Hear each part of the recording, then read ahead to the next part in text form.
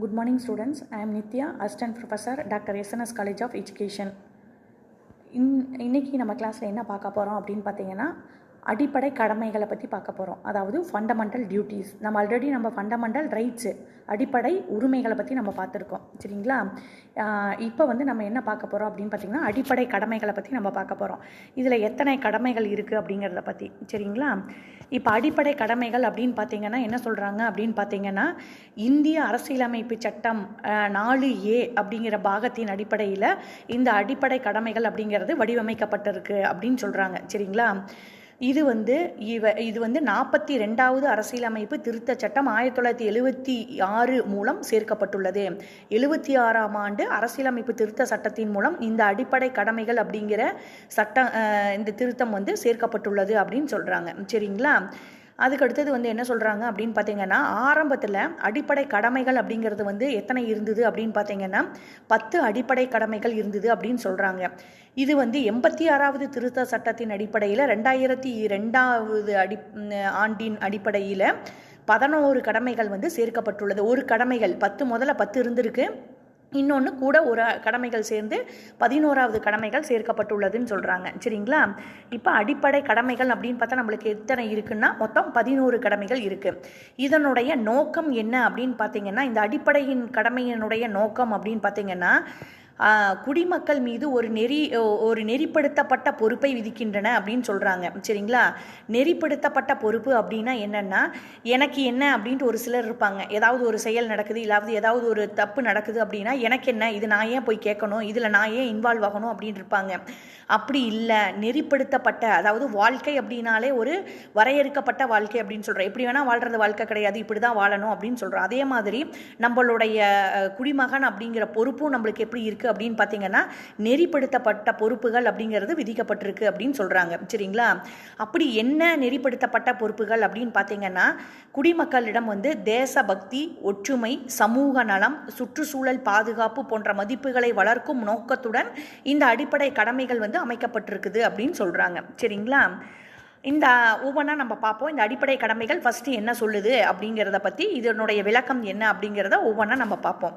First கடமைகள் என்ன அப்படின்னு பார்த்தீங்கன்னா அரசியலமைப்பை மதிப்பது அப்படின்னு சொல்கிறாங்க, சரிங்களா? அதாவது இது என்ன சொல்கிறாங்க அப்படின்னு பார்த்தீங்கன்னா நம்மளுக்கு தேசிய கீதம்னு ஒன்று இருக்குது, தேசிய கொடின்னு இருக்குது. அது பற்றி உங்களுக்கு தெரியும். நாட்டு சுதந்திரம் வாங்கிறதுக்காக நிறையா வீரர்கள் தங்களோட உயர நீத்து நம்மளுக்கு சுதந்திரம் அப்படிங்கிறது வாங்கி கொடுத்தாங்க.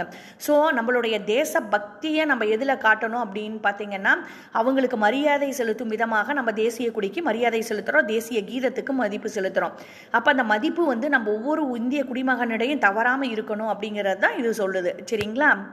இதுதான் ஃபஸ்ட்டு அடிப்படை கடமைகள், ஓகேங்களா? அதுக்கடுத்தது 2வது அடிப்படை கடமைகள் அப்படின்னு பார்த்தீங்கன்னா சுதந்திர போராட்ட வீரர்களை மதிப்பது அப்படிங்கிறாங்க.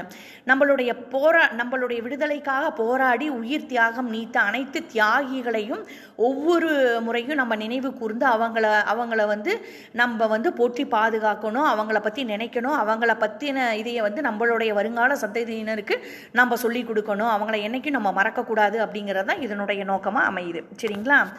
தேர்டு ஒன் என்ன சொல்கிறாங்க அப்படின்னு பார்த்தீங்கன்னா ஒற்றுமை மற்றும் ஒருமைப்பாட்டை காக்கிறது அப்படின்னு சொல்கிறாங்க. அதாவது எல்லாத்துக்கிட்டையும் நம்ம கிட்ட என்ன இருக்கணும் அப்படின்னு பார்த்தீங்கன்னா ஒற்றுமை உணர்வு இருக்கணும், ஒருமைப்பாடு இருக்கணும் அப்படின்னு. அந்த ஒற்றுமை உணர்வு ஒருமைப்பாடு இருந்தால் தான் நம்மளுக்குள்ள ஒரு சமுதாய முன்னேற்றமும் நம்மளுக்குள்ள ஒரு வளர்ச்சியும் ஏற்படும் அப்படின்னு சொல்கிறாங்க, சரிங்களா? அதுக்கடுத்தது 4வது கடமையாக என்ன சொல்கிறாங்க அப்படின்னு பார்த்தீங்கன்னா நாட்டை காக்க தயாராக இருக்கணும் அப்படிங்கிறாங்க.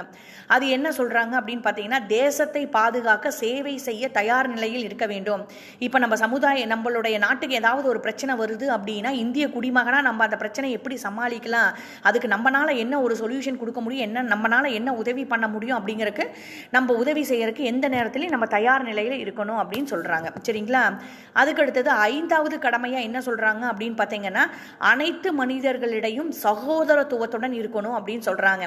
இந்த மதம், இனம், மொழி, சாதி இந்த மாதிரி எல்லாம் இல்லாம ஒற்றுமை கலந்து எல்லாத்துக்கூடையும் சகோதரத்துவத்துடன் நம்ம இருக்கணும் அப்படின்னு சொல்றாங்க, சரிங்களா? அதுக்கடுத்தது 6வது கடமையாக பார்க்குறது என்ன அப்படின்னு பார்த்தீங்கன்னா நாட்டினுடைய பெரிய கடமை அப்படின்னு பார்த்தீங்கன்னா பெண்களுக்கு மரியாதையும் மதிப்பு கொடுக்கறது, பெண்களுக்கு மரியாதை அளிக்கிறது அப்படின்னு சொல்கிறாங்க, சரிங்களா? பெண்களின் கண்ணியத்தையும் மரியாதையும் காக்க வேண்டும் அப்படின்னு சொல்கிறாங்க. சரிங்களா? அடுத்தது 7வது கடமையாக நம்ம பார்க்குறது என்ன அப்படின்னு பார்த்தீங்கன்னா, கலாச்சாரம் மற்றும் பாரம்பரியத்தை காப்பாற்றுதல். நம்மளுடைய கலாச்சாரமும் நம்மளுடைய என்ன சொல்கிறது, நம்மளுடைய கலாச்சாரமும் நம்மளுடைய இதுவும் வந்து ரொம்ப ரொம்ப முக்கியம் இல்லைங்களா? பாரம்பரியம் ரொம்ப ரொம்ப முக்கியம். அதை அழியாமல் பேணி பாதுகாத்து அதை நம்மளுடைய வருங்கால சந்ததியினருக்கு கொண்டு போய் நம்மளுடைய கல்ச்சர் இதுதான், நம்மளுடைய பண்பாடு இதுதான், இப்படி தான் வாழணும், இப்படி தான் இருக்கணும் அப்படிங்கிற ஒழுக்கத்தை கற்றுக் கொடுக்கணும் அப்படின்னு சொல்கிறாங்க. சரிங்களா? 8வது உரிமையை என்ன சொல்கிறாங்க அப்படின்னா, சுற்றுச்சூழலை பாதுகாக்கணும் அப்படிங்கிறாங்க. காடுகள், ஏரிகள், ஆறுகள், விலங்குகள் இந்த மாதிரி இதெல்லாம் வந்து பாதுகாத்து நம்ம வச்சுக்கணும் அப்படிங்கிறாங்க. 9வது கடமையை என்ன சொல்கிறாங்கன்னா, ஒவ்வொருத்தரிடையும் அறிவியல் மனப்பான்மையை வளர்க்கணும் அப்படிங்கிறாங்க. அவங்க சிந்திக்கக்கூடிய ஒவ்வொரு செயலுமே வந்து எப்படி இருக்கணும்னா, அறிவியல் ரீதியான மனிதாபிமானம் உடைய சிந்தனையாக இருக்கணும் அப்படின்னு சொல்கிறாங்க. இந்த 10வது கடமையாக என்ன பார்க்குறோம் அப்படின்னு பார்த்தீங்கன்னா, பொது சொத்தை பாதுகாத்தல். நம்ம தெரியும் நிறைய பேர்த்துக்கு இது நம்மளோட தான், நம்ம ஏன் இது பாதுகாக்கணும் அப்படின்னு சொல்லி போட்டு உடைக்கிறது, சேதப்படுத்துறது இந்த மாதிரி செயல்கள்லாம் ஈடுபடுறாங்க. அதெல்லாம் இல்லாமல் அரசாங்க சொத்தை நம் சொத்தாக நினைச்சு அது வந்து பாதுகாக்கணும் அப்படின்னு சொல்கிறாங்க. சரிங்களா? அதுக்கடுத்தது 11வது அப்படின்னு பார்த்தீங்கன்னா, குழந்தைகளுக்கு கல்வி அளிக்கிறது அப்படின்னு சொல்கிறாங்க. 86வது திருத்த சட்டத்தின்படி 11வது சேர்த்தது என்ன அப்படின்னு பார்த்தீங்கன்னா, 2002ஆம் ஆண்டு குழந்தைகளுக்கு கல்வி அளிக்கிறதுன்னு சொல்கிறாங்க. அது வந்து 6லேருந்து 14 வயது உள்ள குழந்தைகளுக்கு வந்து கட்டாய கல்வி கொடுக்கணும் அப்படின்னு சொல்கிறாங்க. அது வந்து ஒவ்வொருத்தினுடைய கடமை அப்படின்னு சொல்கிறாங்க. சரிங்களா? இது எல்லாம் தான் வந்து நம்மளுடைய நெறிமுறையான கட்டுப்பாடுகளுடைய கூடிய இது அப்படின்னு சொல்கிறாங்க. ஓகேங்களா? தேங்க்யூ. நெக்ஸ்ட் கிளாஸில் அடுத்ததை பற்றி நம்ம பார்க்கலாம்.